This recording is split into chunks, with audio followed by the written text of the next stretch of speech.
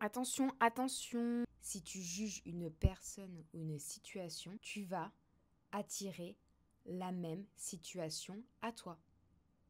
Ouais, c'est chaud. Regardez toutes les situations où vous avez jugé des personnes, où vous avez parlé sur les gens.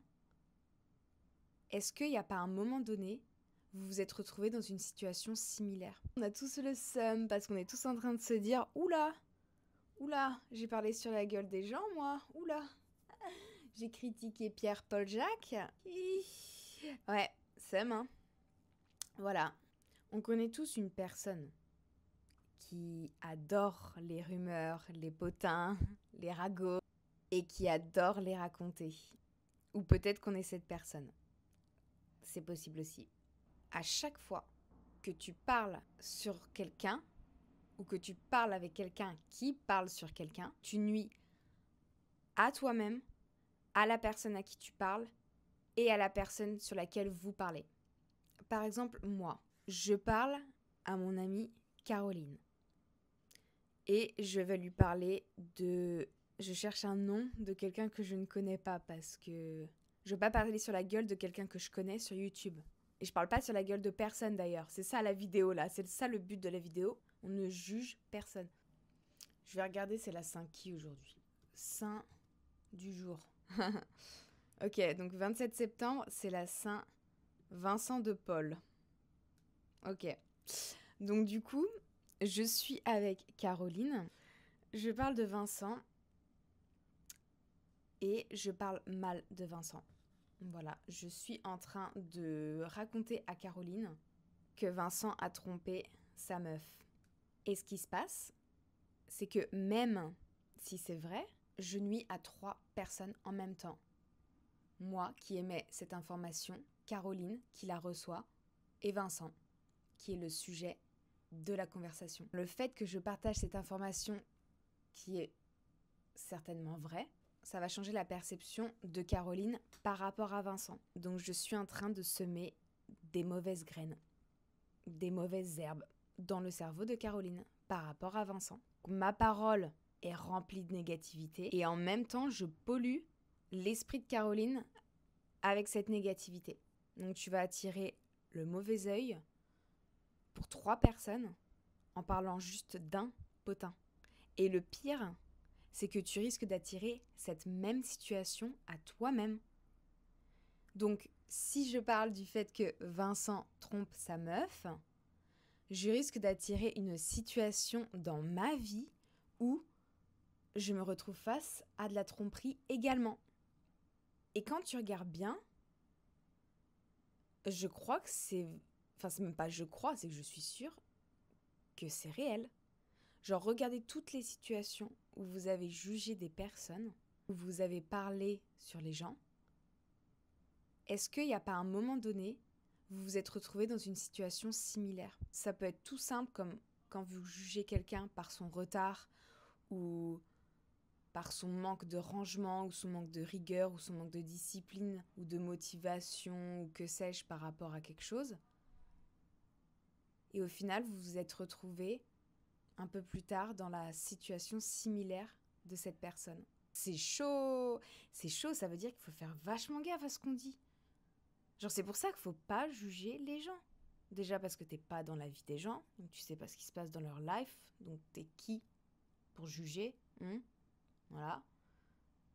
T'es bien trop occupé normalement à t'occuper de tes propres affaires et à réaliser tes propres rêves et à faire le bien dans ce monde. Normalement t'es pas censé avoir le temps de cracher sur la gueule des autres. Même si tu crois que tu partages une info, même si tu crois donner juste un avertissement à quelqu'un en lui disant « Ouais, fais gaffe à cette personne-là, apparemment, elle est pas très fiable, apparemment, ce mec, il a trompé toutes ses meufs. » Et ben, en fait, t'es juste en train de semer des mauvaises graines. Et tu risques de récolter ce que tu sèmes. Ma tasse, elle est tellement lourde que genre j'ai du mal à la porter avec une main, c'est abusé. Toi là, derrière ton écran là, qui me regarde et peut-être qui me juge, bah réfléchis 2 secondes avant de me juger, d'accord? Tu vas attirer la même situation à toi. Donc je ne sais pas ce que tu... Je ne sais pas quel jugement tu portes sur moi, mais fais gaffe. Quand tu juges, tu limites la possibilité de changement et de croissance de la personne que tu es en train de juger.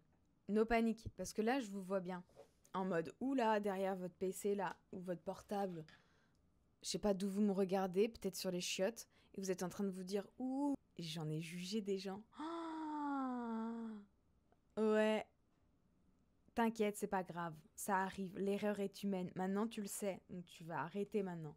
Mais, si tu veux... Wesh, il y a une mouche là? Ah non, c'est bon. Ça, c'est les grosses mouches à merde là. Les grosses mouches, tu sais, qui quand elles se cognent contre la fenêtre là, ça fait v'là le bruit. Si tu as à juger des gens, ou si tu te surprends à juger des personnes de manière négative, tu peux neutraliser cette pensée négative en émettant une pensée positive par rapport à cette personne. Je reviens toujours à mon exemple. Si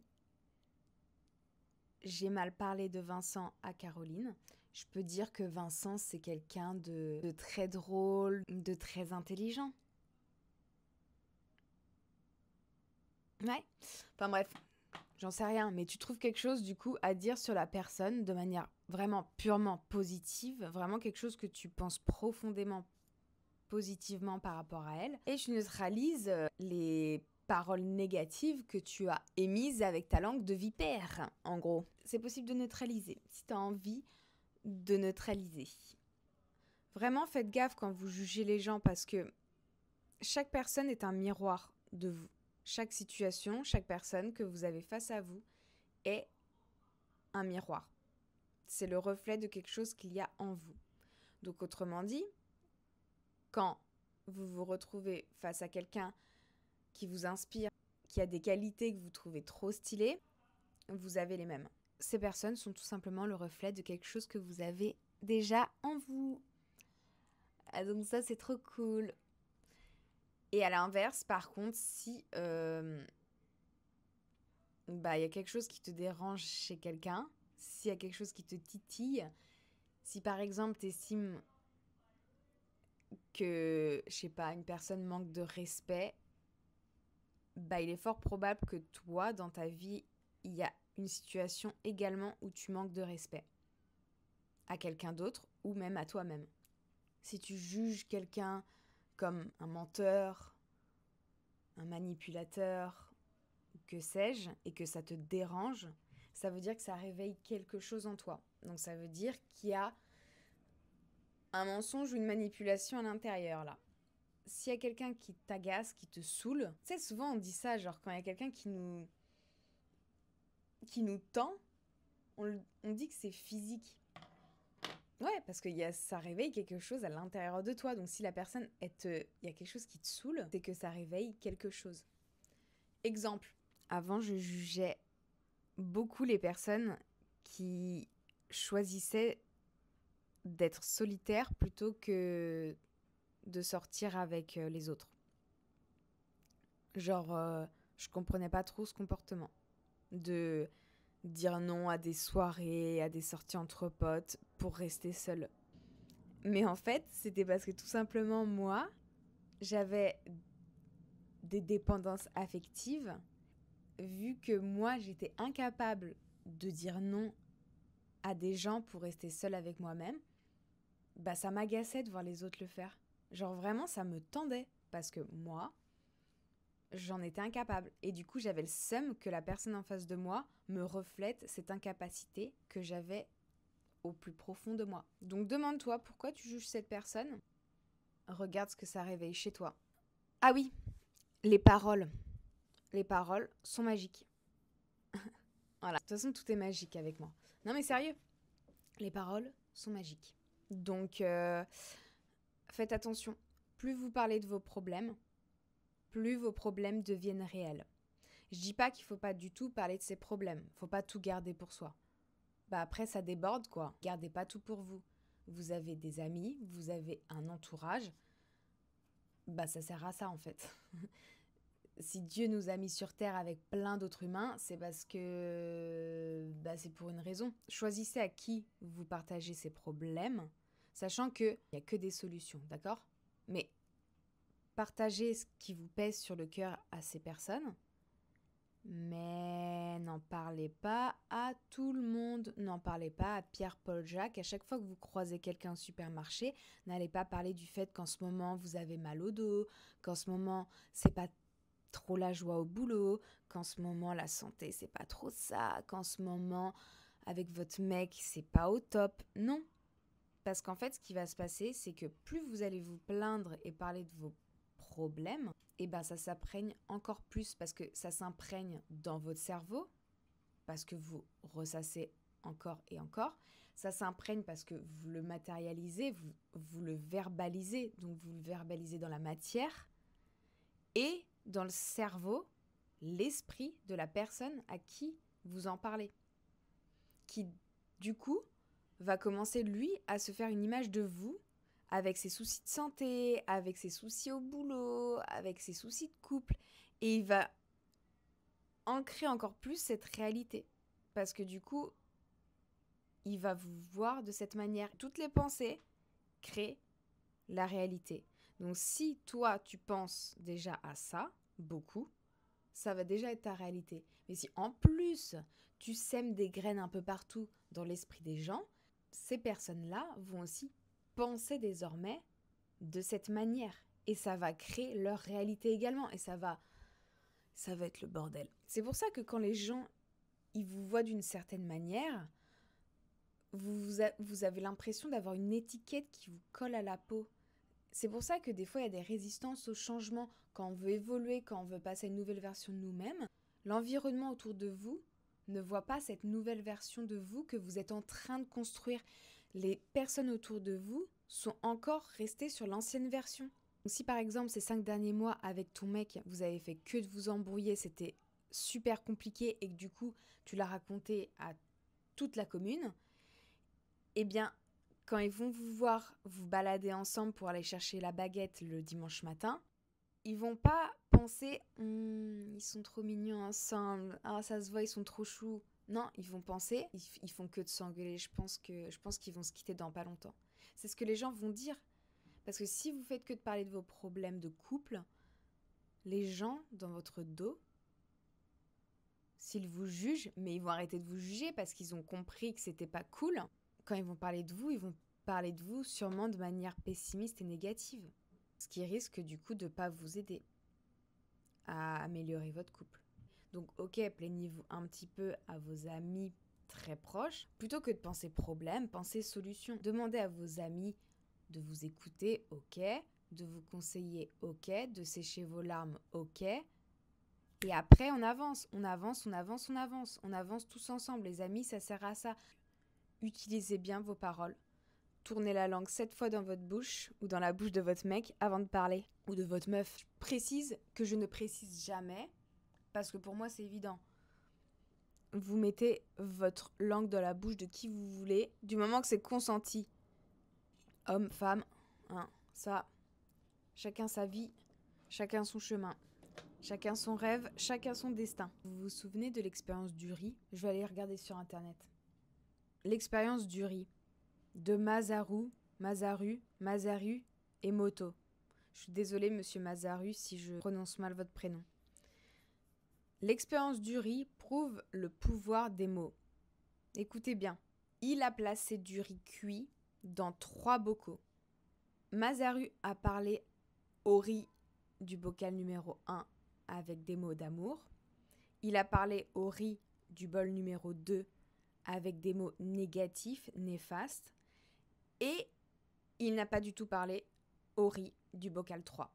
Il a ignoré, ghosté le bocal 3.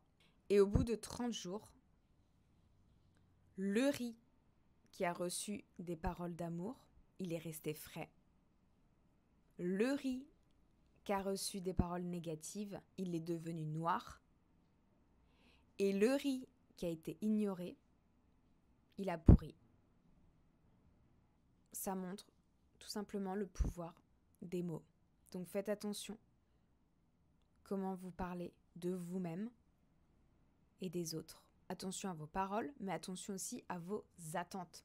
Parce que quand vous projetez, vous verbalisez des attentes par rapport à vous-même ou à certaines personnes, ça a un impact énorme sur ce que va faire cette personne. Si tu fais que de dire de ton mec et à ton mec qu'il est feignant, tu projettes cette étiquette, cette attente qu'il soit feignant et qu'il continue d'être feignant. Et donc du coup, il risque grandement de continuer à être feignant. Et j'ai une expérience par rapport à ça aussi, une expérience scientifique avec des rats. Donc on passe du riz au rat. Expérience de Robert Rosenthal avec les rats démontre l'effet Pygmalion. Autrement dit, les attentes positives ou négatives peuvent inconsciemment influencer les performances des individus.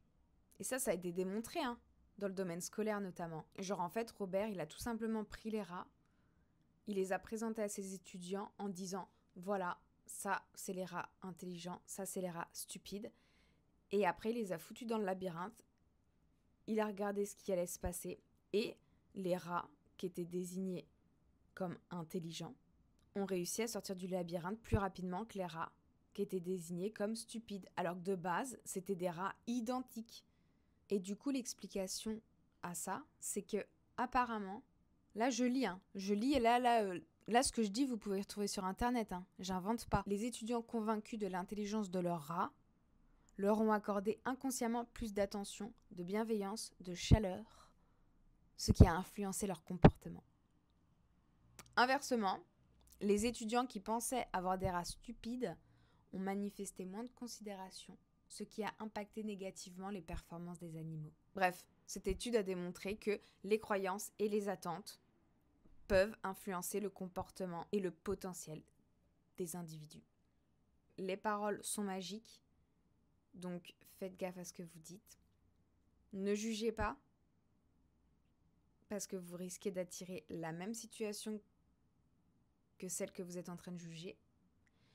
Et faites gaffe à vos attentes, parce que vos attentes, elles vont inconsciemment influencer le comportement de la personne chez qui vous projetez ces attentes, sachant que ça peut être vous, comme les personnes autour de vous. Arrêtez de dire que votre mec il est feignant ou que vos potes sont toujours en retard ou que de toute façon il fait jamais la vaisselle parce que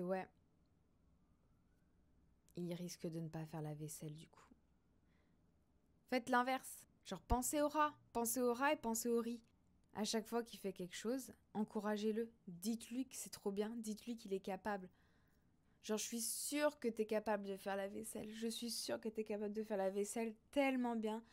Tu nettoies tellement bien les assiettes. C'est si agréable d'avoir quelqu'un comme toi dans ma vie qui sait aussi bien faire le ménage, qui sait aussi bien débarrasser la table. J'aime quand tu débarrasses la table. J'aime quand tu me fais des massages quand je rentre du boulot. J'aime quand tu m'offres des fleurs. Ça me fait tellement plaisir quand tu m'offres des fleurs. Tu choisis toujours les plus belles fleurs. Je t'aime. En tout cas, moi, je vous aime et je vous remercie. Vous êtes une communauté incroyable.